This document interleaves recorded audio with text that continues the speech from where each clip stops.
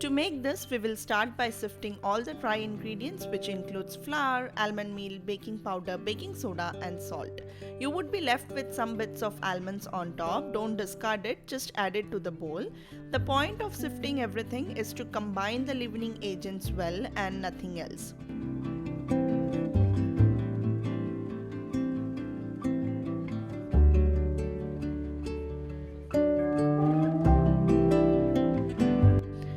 In a saucepan, melt together the butter and milk until the butter melts and the milk just begins to boil. Yes, you guessed it right, we are using the base of our hot milk cake recipe to make this cupcakes.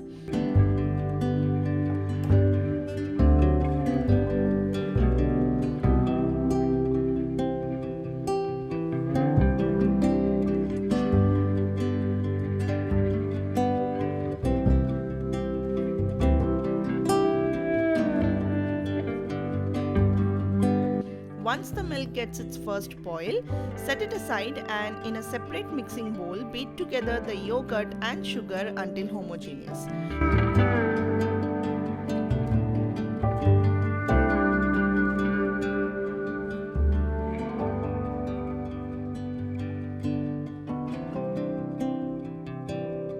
You are not looking to dissolve it or anything, just beat until combined and then start alternating between the dry and wet ingredients, starting and ending with dry. So you add a third of your flour mixture, mix, and when you could see some bits of flour left, that is when you add the milk. This is done to avoid overmixing of the batter. This and 9 other tips I have explained in our baking ebook, which you can download for free by clicking the link in description box below. And yes, the butter and milk would be hot only. It's a very common question that I get all the time in our eggless hot milk cake recipe video, so I am repeating it here again for those who are not aware of. Finally, add in the Rajbhog essence. Yes, that is what I am using. If you do not find it, you can also use Rasmalai essence or Rabdi essence, and few other substitutions for the same have been mentioned in our blog spicesandflavors.com, the link for which is in the description box below. Once you get the batter-like consistency, simply divide it evenly to make 6 cupcakes. The muffin tin is pre-lined with cupcake liners.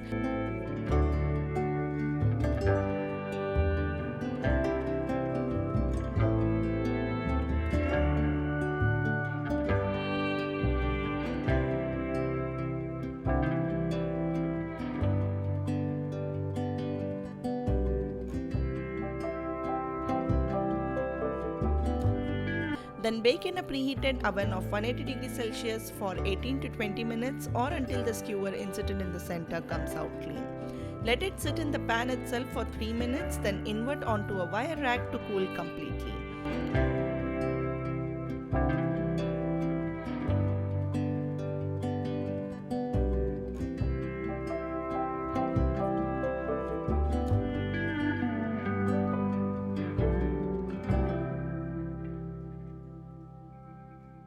Another variation that I am sharing in this video with you all is using buttercream frosting in place of whipped cream, because in all our Indian fusion cakes and cupcakes videos, I have been getting requests to try our desi flavors with buttercream frosting. So your wish is my command, and let us start by beating the butter until it is light, creamy and pale and fluffy.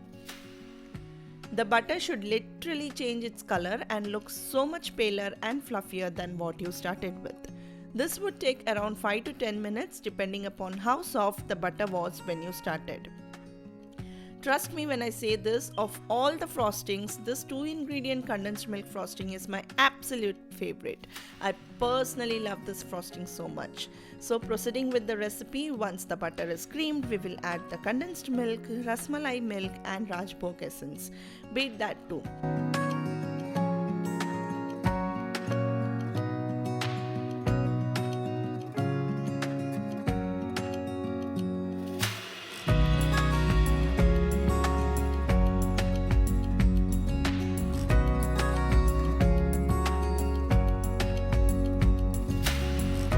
To make the frosting light, next let us add a little whipping cream and beat well until light and fluffy, say around 3 minutes or so.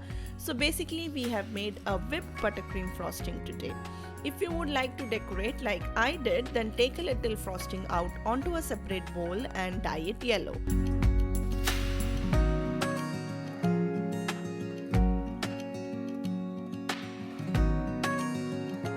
Now let us assemble the Rasmalai cupcakes. Poke some holes on top of the cupcake and add a tablespoon or two of Rasmalai milk on top and see it disappear like magic. Yes, the cupcakes absorbs it immediately.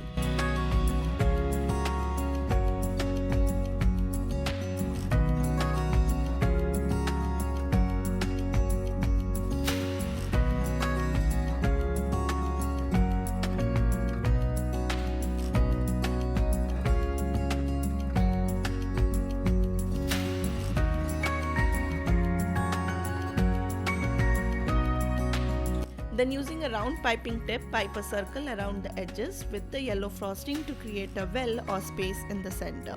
Fill the space with some Rasmalai pieces.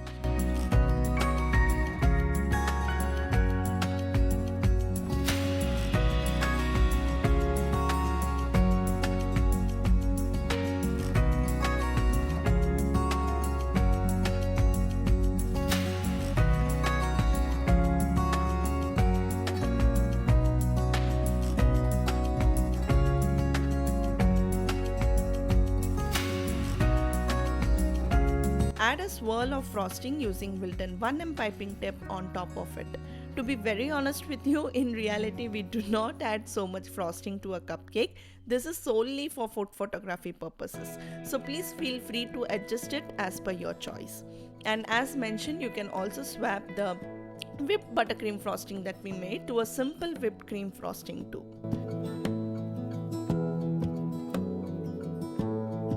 Let me show you a closer look. So if you look closely, the circular ring that we piped using the yellow frosting here looks so much like an actual piece of Rasmalai placed. To achieve this, what I did was, to the yellow colored frosting I added some Rasmalai milk, and then I did not beat it well. So when I piped it, some Rasmalai milk was oozing out to create this look. I have explained this in detail again on the blog. If you would like to achieve the same look, you can consider reading it once. And finally, for garnishing these cupcakes, I have placed half a Rasmalai piece, a pipette with Rasmalai milk and some edible flowers. And that's it, your amazing Rasmalai cupcakes is all ready. Again, additional details like storage instructions, shelf life and few other baker's tips has been explained much detail in the blog. Find all the relevant links for the same in the description box below, and wait till you see the texture of this cupcake and how gorgeous does that look. The Rasmalai pieces is, the sandwiched Rasmalai piece is like a jeweled piece here. It looks so much more appetizing. I loved how this cupcakes turned out to be. If you also feel the same, then definitely give this video a like, and if you don't like this, then hit that dislike button so I know I need to improve more. I'll see you soon with yet another recipe. Until then, this is Sushma signing off. Take care. Bye bye.